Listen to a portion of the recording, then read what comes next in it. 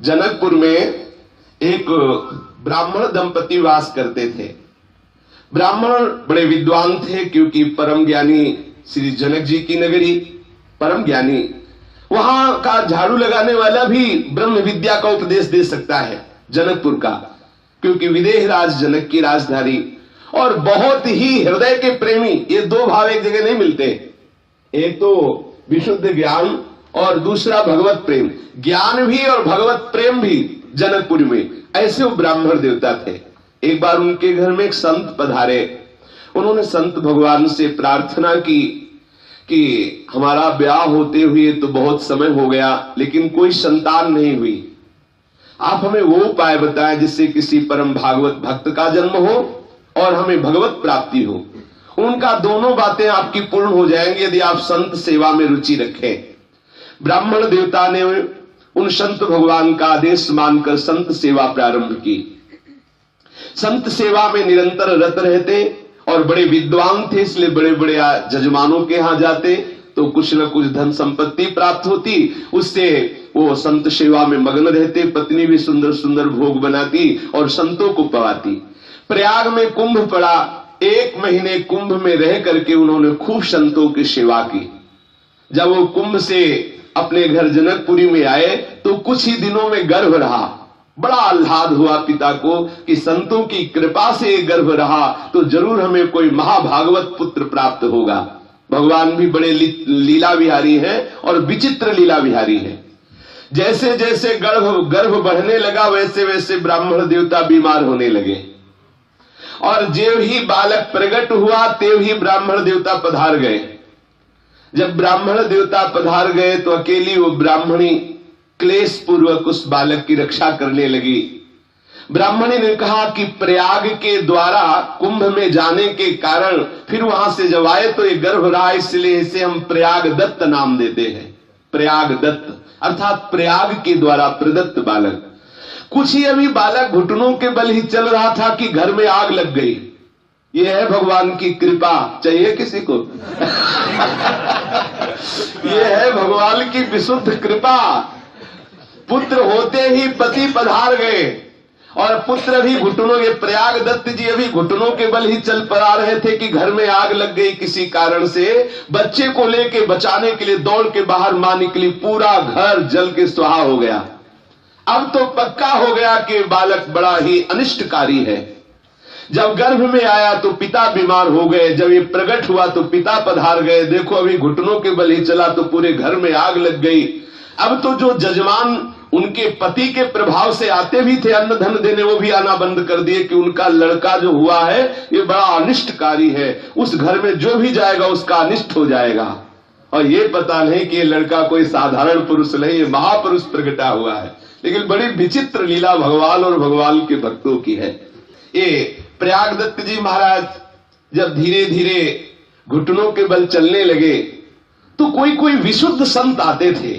उस समय भी संत जन जो है वो भगवान की कृपा का परिचय जानते हैं। प्रिया प्रीतम के प्रेम में छके हुए, प्रिया प्रीतम के चरणारविंद के मद से उन्मत्त हुए, आंखों से प्रेम अश्रु रूपी पुष्प उनके चरणों में चढ़ाते हुए ये उन्मत्त होकर भूमि को पावन करते हुए भ्रमण करते रहते हैं।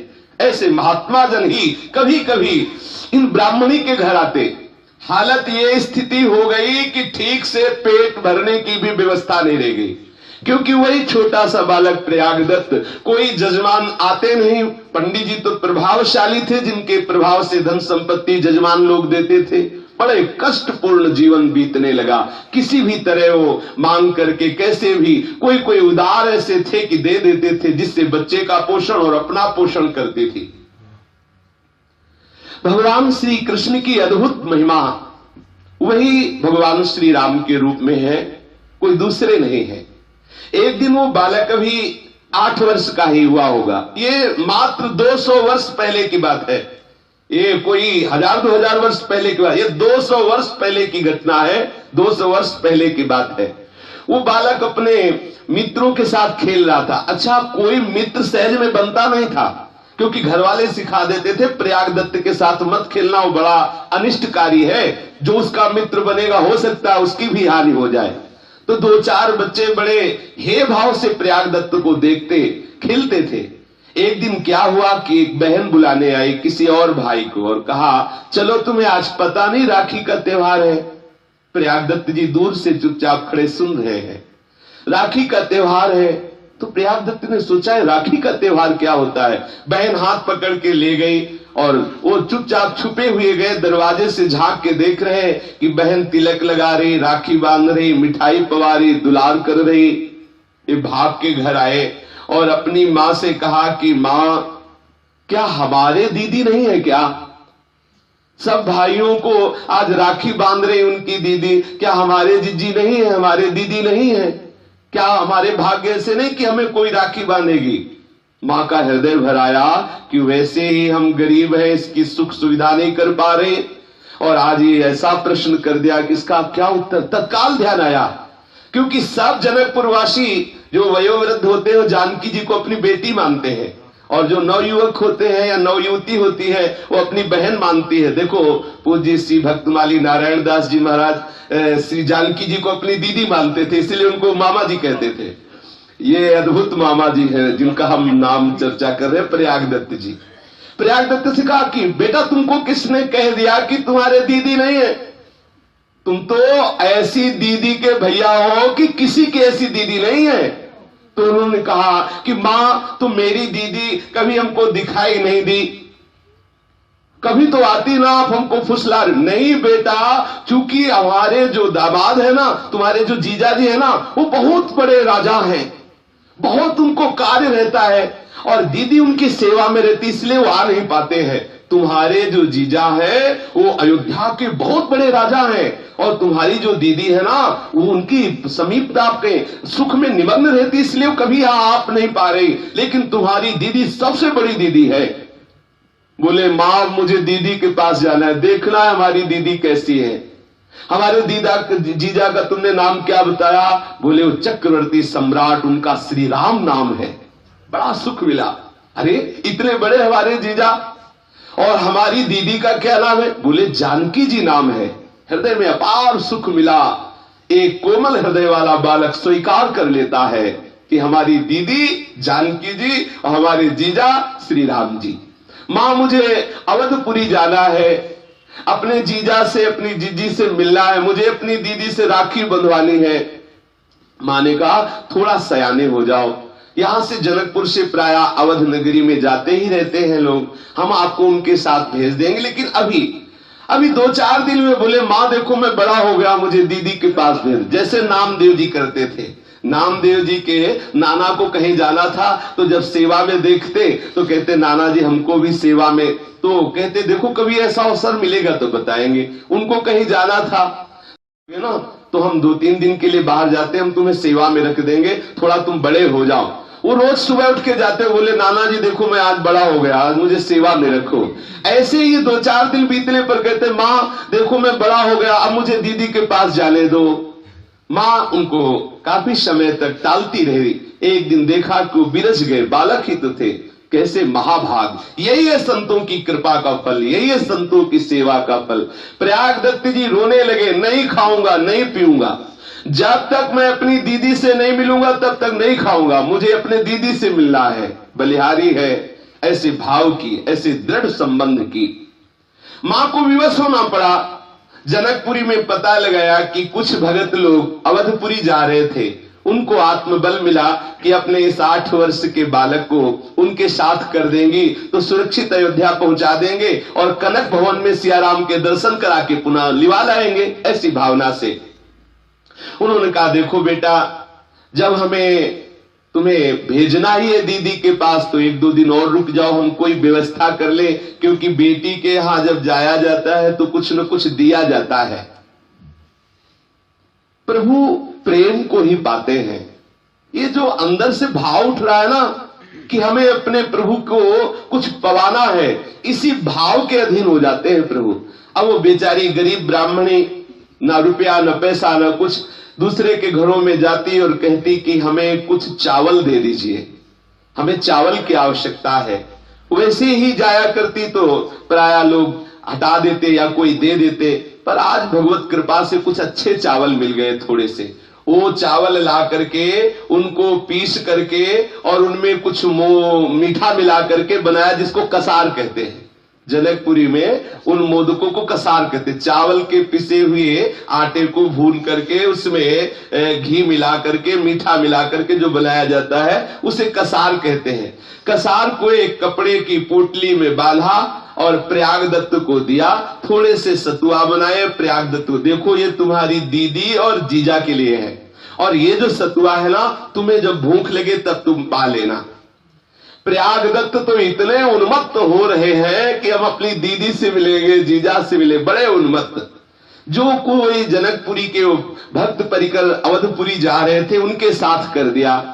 अब प्रयागदत्त को चैन कहां कि उनकी जैसी भावना से चले, वो तो अपनी भावना, उनको तो लग रहा था अगर हमारे पंखे हो तो अभी उड़ जाऊं, ऐसी व्याकुलता। उन्होंने सोचा कि हमें दीदी से मिलना है, पता नहीं कितने दिनों में पहुंचेंगे, उनका साथ छोड़ दिया, वही पोटली कसार की, और बस दीदी के चिंतन में, हमारी दीदी जानकी जी, हमारे जीजा जी राम जी, कितनी जल्दी पहुंचू, बस भाग दौड़ना। जब थक जाते तो थोड़े सतुआ घोर करके पी लेते और फिर भागते। कई दिनों में जनकपुरी से वो अवधपुरी आए। जब अयोध्यापुरी में आए तो प्रयागदत्त देख करके अवधपुरी बहुत प्रसन्न है कि ओहो, हमारे जीजा की राजधानी है, हमारे जीजा। और पूछा था मां से कि उनको सब कोई जानता है क्या? बोले सब कोई जानता है उनको। अब जिससे पूछते कि हमारी दीदी जानकी जी कहां रहती है, तो अवधवासी देखते छोटा सा 8 वर्ष का बालक हंस देते, तुम्हारी दीदी तो तुम्हारे जीजा का क्या नाम? बोले श्री राम। बोले हाँ वो महल है, चले जाओ। तो दौड़ के जाते कनक भवन में, जब देखते तो पुजारी से पूछते हमारी दीदी कहाँ है, हमारे जीजा कहाँ है? तो बोले ये तुम्हारी दीदी कौन? बोले जानकी। और जीजा कौन? श्री राम। बोले है तो। बोले हमें मूर्ति नहीं, हमें जीजा जी चाहिए, मूर्ति नहीं, हमें मूर्ति नहीं, हम अपनी दीदी की बात कर रहे हैं। हंस देते कि बालक है, हट कर रहा है। निराश होकर के रोते हुए फिर निकलते। फिर कोई संत पूछते क्या बात है बेटा, क्यों रो रहे हो? बोले हमारी दीदी नहीं मिल रही। तुम्हारी दीदी कहाँ रहती है? बोले यही अयोध्या में रहती है। अच्छा तो तुम्हारे जीजा का क्या नाम? श्री राम। और दीदी जानकी। बोले वो महल है ना। बोले वो मूर्ति नहीं, हमें दीदी चाहिए। ये ऐसा हठ। और सब संत हंस देते, कोई तो सुन के उपेक्षा कर देता, बालक है। कोई संत हंस देते कि बालक है, क्या जाने, कहीं वो मूर्ति हो तो साक्षात प्रभु विराजमान। लेकिन उसको ऐसी दीदी चाहिए थी जो दौड़ के आवे, हृदय से लगावे और राखी बांधे और मिठाई पवावे।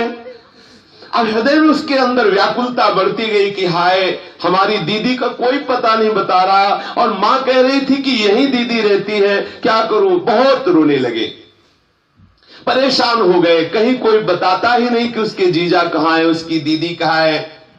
मणिकूट की ओर गए, वहां खोजते फिरे, रो रहे थे, हाँ दीदी जानकी तुम कहाँ हो? कोई तुम्हारा परिचय नहीं बता रहा है।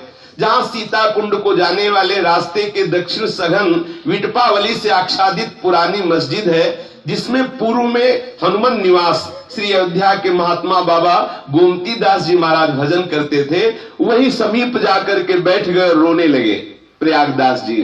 हा जीजा श्री राम, हा जीजी जानकी तुम कहाँ हो? विकल होकर के रो रहे हैं। देखो कैसा संबंध का सुख होता है। विकल होकर के रो रहे हैं।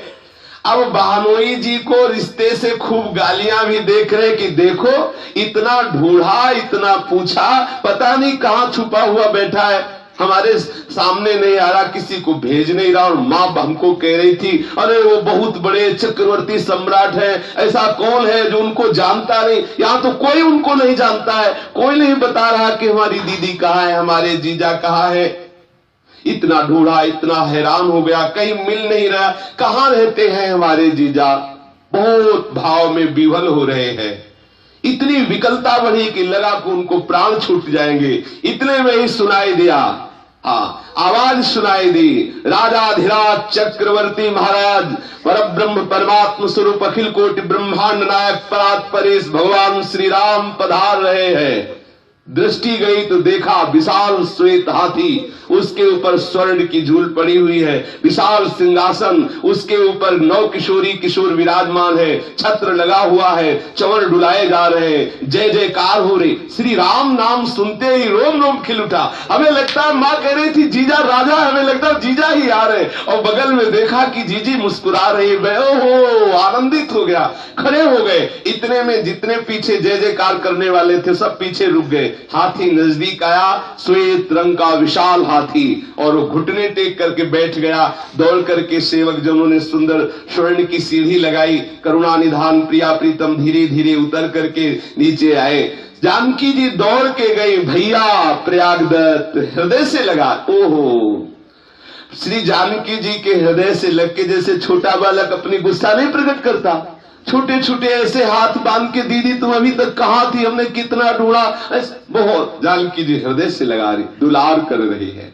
भैया तुम इतना परेशान क्यों हो रहे हो? इसलिए कि इतना ढूंढा, कोई तुम्हें बता नहीं रहा था। तो बोले भैया हमारा पता सहज में सबको नहीं चलता, हम ऐसी जगह रहती है जहां सबको पता नहीं चलता, कोई विशेष ही होते जो मेरा पता जानते हैं। अब देखो, अब तुम्हें कोई क्लेश नहीं होगा, अब हम तुम्हारे समीप आ गई है।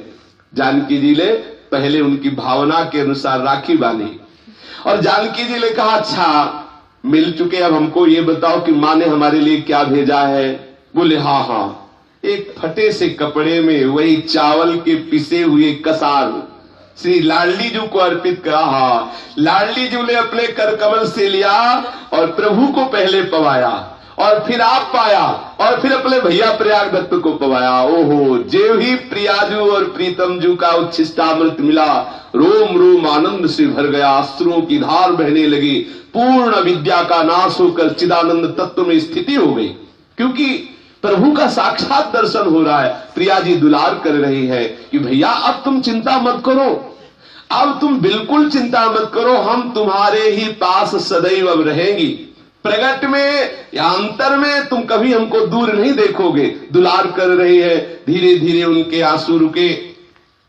अब वो प्रयागदत्त जी मानो मन ही मन अपनी दीदी को देख करके कुछ बातें कर रहे हैं, और मन में सोच रहे हैं कि वो जो अन्य भाई थे उनकी दीदी ऐसी नहीं थी जैसी हमारी दीदी है, हमारी जैसी दीदी ऐसी तो किसी की दीदी नहीं। माँ ठीक कह रही थी, 9 किशोरी, ऐसा स्वरूप सौंदर्य कि जो प्रभु के भी माथे पे पसीना आ जाए, ऐसा सौंदर्य प्रियाजू का। जनकपुर में फूल की बगिया में, फूल बगिया में, पुष्प वाटिका में जब पहला दर्शन भगवान श्री राम जी ने जानकी जी का किया तो माथे पे पसीना आ गया सरकार के। ऐसी सौंदर्यता श्री जानकी जी की है। ऐसी सुंदर दीदी को देख करके बहुत आनंदित हो रहे हैं प्रयागदत्त जी। फिर श्री जानकी जी ने कहा देखो भैया हमसे मिल लिए, अब हमारे प्रभु को और भी कार्य रहते हैं, अब आप पहले सीधे जाइए और मां को जाकर के प्रसाद दीजिए और कहिए कि हम दीदी से मिलके आ गए हैं, उनको खुशी होगी, फिर तुम लौट के अयोध्या चले आना, एक बार तुम्हें जाना होगा। इतना कहकर श्री जानकी जी अपने प्रभु श्री राम के साथ उस सुंदर हाथी पे सवार हुई। प्रयागदास जी ने देखा हाथी चला गया, मूर्छित होकर गिर पड़े। फिर अंदर से अब वो मूर्छा विरह की नहीं है, आनंद की है। आंखों से अश्रु झर रहे। प्रगट में तो देखा चले गए, लेकिन रोम रोम में रम गए। हृदय का कोई ऐसा कोना नहीं जहां उनके जीजा जीजी न बैठे हो। हर जगह उनको अपने प्रिया प्रीतम, अपने बहन बहनोई दिखाई दे रहे हैं। अब तो ये ध्यान में विवल होकर वाणी रुद्ध हो गई, नेत्रों से अश्रु प्रवाह हो रहा है, और 24 घंटे मूर्छा की अवस्था में रहे, 24 घंटे बेहोश पड़े रहे वही।